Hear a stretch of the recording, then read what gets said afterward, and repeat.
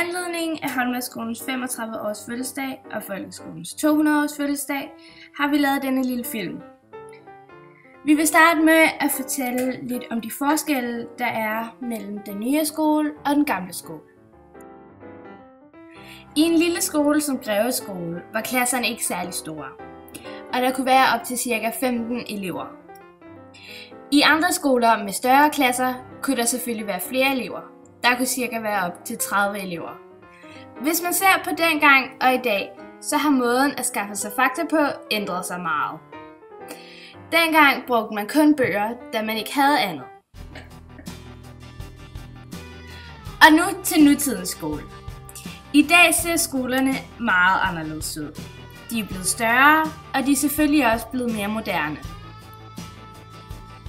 Det samme er også sket for klasselokalerne.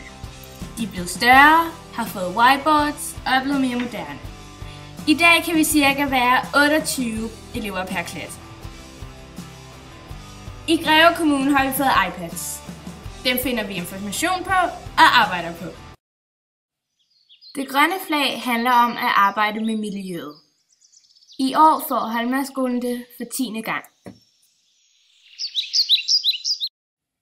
For et år siden var der lærerlockout, og den varede i 25 dage. Og lockouten betød, at hverken lærere eller elever kunne komme i skole. Holmesskolen ejer også 2.000 kvadratmeter regnskov i Costa Rica.